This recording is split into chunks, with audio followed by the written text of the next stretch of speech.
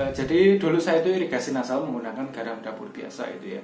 Jadi ya seperti yang teman-teman bisa lihat di video-video saya terdahulu ya, bagaimana saya menyembuhkan sinusitis itu yaitu dengan cara irigasi nasal, dan itu memang menggunakan garam dapur biasa gitu kan. Ya dulu ketika pertama kali irigasi nasal itu kan juga cukup ngeri juga gitu kan ya. Kenapa kok bisa ya masuk hidung kiri keluar hidung kanan, dan itu menggunakan air, apa tidak perih gitu kan ya, apa tidak takut ya airnya itu bisa masuk ke otak dan lainnya nih.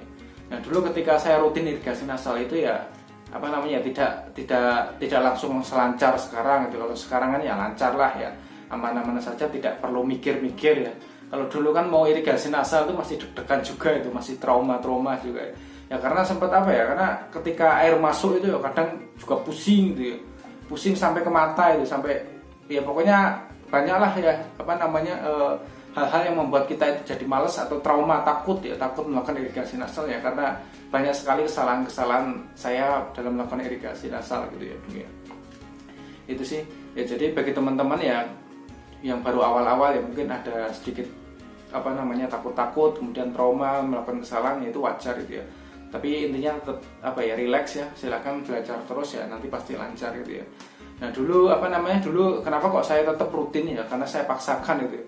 Jadi ketika mau irigasi nasal tuh ya rasanya tuh males gitu, takut dan trauma gitu kan, tapi tetap saya paksakan. Karena apa? Karena saya tuh ingin sembuh dari penyakit sinusitis saya gitu ya.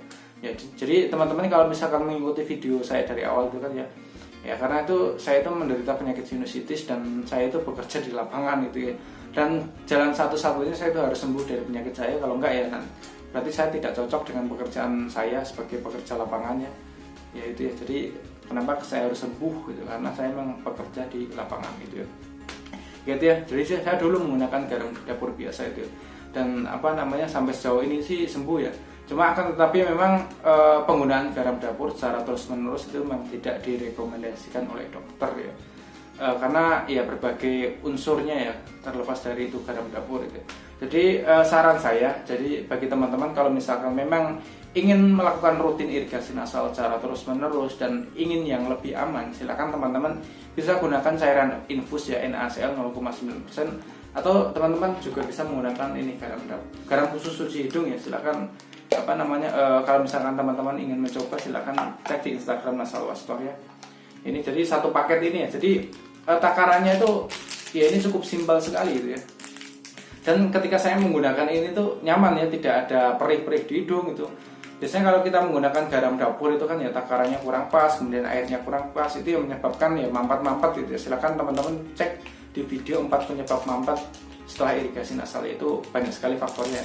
Nah ketika menggunakan ini tuh nyaman gitu ya, jadi takarannya itu langsung pas gitu ya. Ini ya, silakan ya teman-teman kalau mau mencoba, silakan cek di Instagram Nasal Wastor ya. Nah terus kemudian yang satu lagi adalah pastikan teman-teman kalau misalkan irigasi nasal, entah itu menggunakan garam cuci hidung atau menggunakan NaCl ya, pastikan airnya itu cukup ya, jangan terlalu sedikit ya. Ya banyak teman-teman yang DM saya di Instagram ya, DM kita di Instagram Safahel ya, banyak yang konsultasi ke dokter, kemudian dokter hanya menyarankan 80 cc atau berapa cc, itu tidak ada pengaruhnya ya. Jadi kalau misalkan teman-teman irigasi nasal hanya menggunakan air berapa sedikit 80 cc atau berapa, itu tidak ada pengaruhnya ya.